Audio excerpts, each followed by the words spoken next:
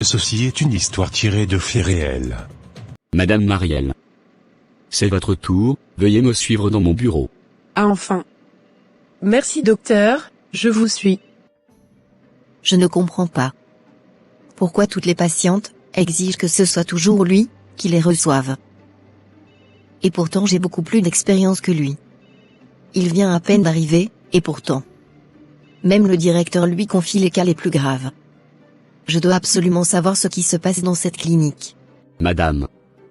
L'échographie révèle que votre bébé souffre de trisomie 21. Cela signifie quoi au juste? Que votre bébé naîtra avec une grave malformation. Dans ce cas, qu'est-ce que je dois faire? Nous allons vous programmer pour interrompre la grossesse. Oh non. Il n'y a pas d'autre solution? J'ai attendu cet enfant depuis 3 ans déjà. Ma belle famille va continuer à me faire souffrir si je perds ce bébé. Je suis désolé madame. Mais vous n'avez pas le choix. D'accord, je vais en parler à mon mari. D'accord. Du courage madame. Docteur Isabelle, en quoi puis-je vous être utile? Oui monsieur le directeur, j'aimerais vous parler d'un sujet un peu délicat. Ok, je vous écoute. Sans vouloir vous offenser, je remarque qu'il y a du favoritisme dans cette clinique. Il y a un certain groupe de médecins qui sont privilégiés, vous confiez beaucoup de cas, et donnez plus d'importance à l'avis de certains médecins, et même moi qui ai plus d'expérience, mes avis sont ignorés. J'aimerais comprendre ce qui se passe.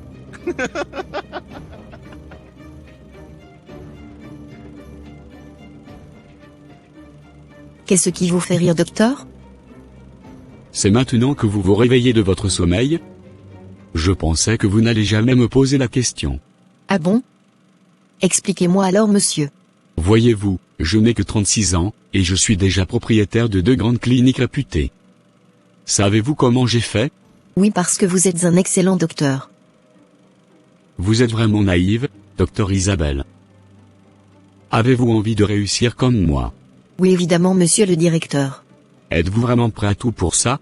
Oui, je suis prête à tout, docteur. Si vous répétez ce que je vais vous dire à quelqu'un, nous allons vous tuer. Il existe une secte pour tous les médecins dans le monde. Si vous voulez être l'un des docteurs les plus efficaces et ne jamais rater aucune de vos opérations, vous devrez rentrer dans la secte. Sachez que dans les hôpitaux il y a énormément d'activités spirituelles qui se passent. Mais si vous n'avez pas le 3e œil, vous serez juste là. Et vous n'irez jamais loin dans votre carrière.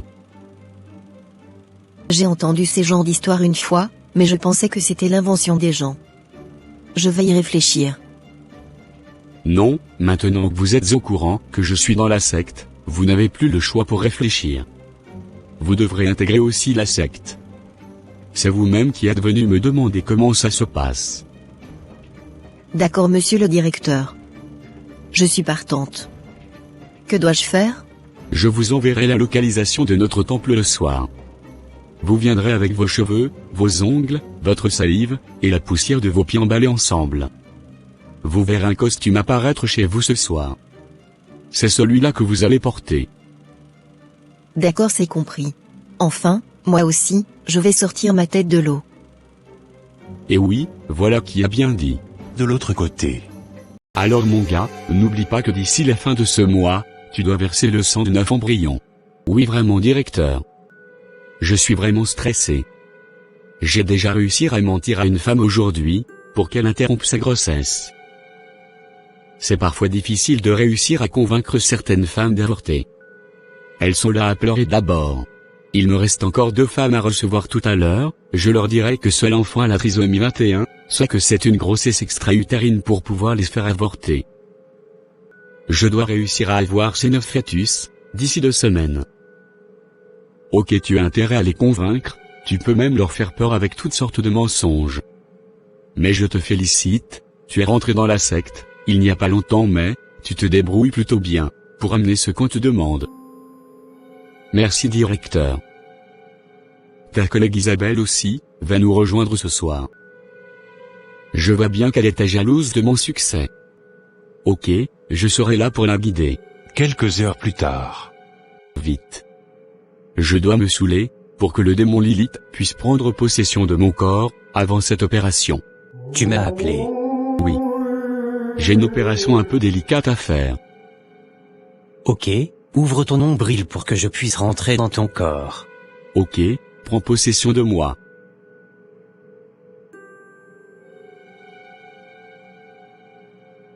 Voilà pourquoi c'est primordial de demeurer sous l'abri du Très-Haut, et cette protection se trouve uniquement en Jésus-Christ. Bienvenue Docteur Isabelle. Merci directeur.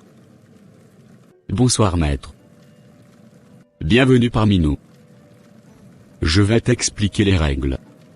C'est rien de compliqué. Chaque 3 mois, tu devras apporter une offrande, pour que le démon puisse t'accompagner dans tes opérations et dans tout ce dont tu auras besoin. Mais les offrandes varient d'un médecin à l'autre.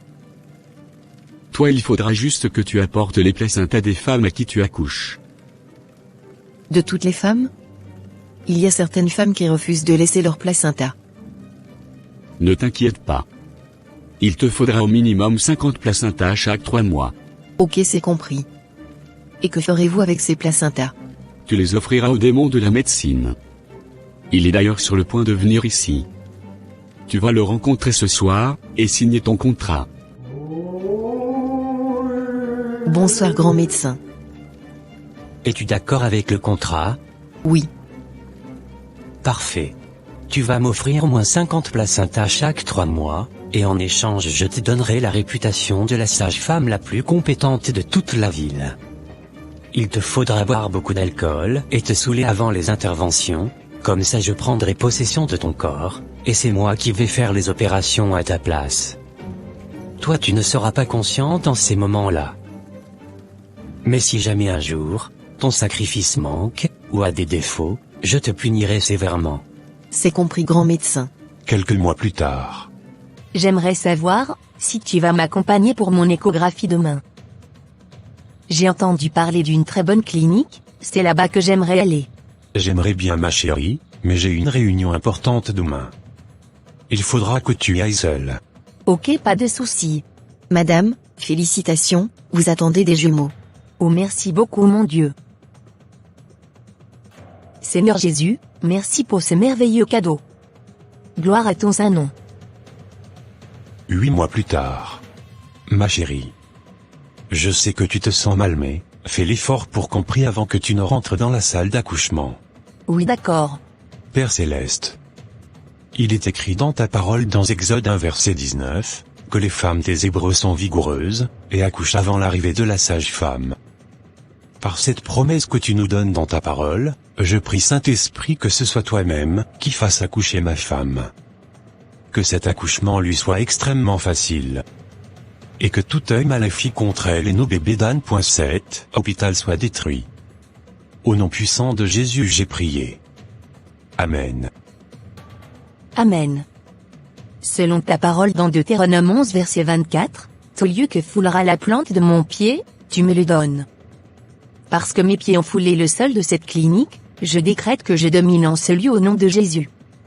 Et je chasse tout esprit mauvais qui rôde dans ces lieux. Je me mets sous la couverture du sang de Jésus, moi et mes enfants. Dirige cet accouchement Père Céleste. Que toute gloire te revienne, au nom de Jésus, j'ai ainsi prié. La femme que tu veux faire accoucher, n'a pas un cas compliqué. Donc tu n'as pas besoin que je te possède pour cela. Va l'accoucher toute seule. Je ne peux pas aller là-bas avec toi, cette femme n'est pas comme les autres. D'accord grand médecin. Par contre demain j'attends avec impatience mes 50 placentas du trimestre. Oui je sais. Tout sera au point. Félicitations monsieur, votre femme a accouché de 2 beaux garçons. Waouh. Gloire à Dieu. Merci Seigneur. Je peux aller les voir? Oui monsieur.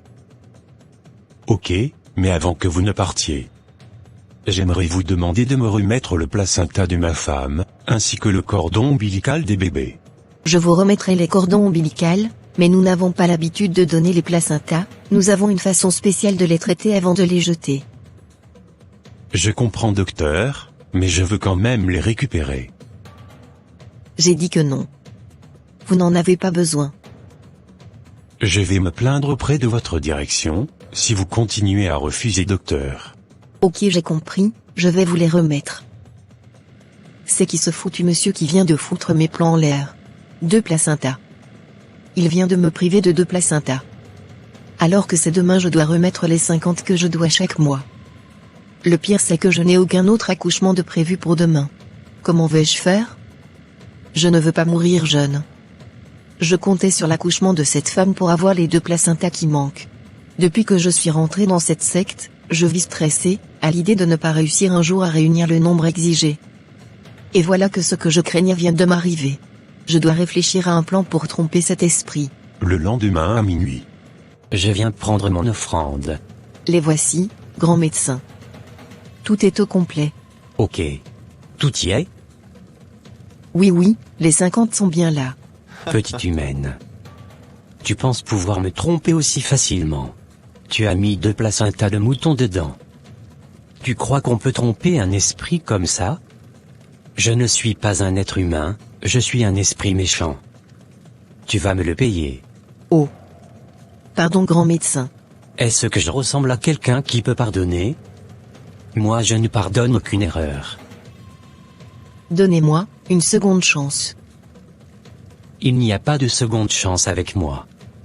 Lorsque tu faisais alliance avec moi, tu ne savais pas que c'était dangereux.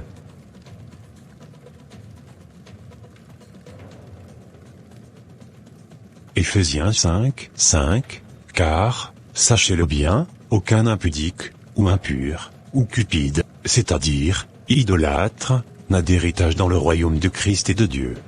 1 Jean 5 verset 19, nous savons que nous sommes de Dieu, et que le monde entier est sous la puissance du malin.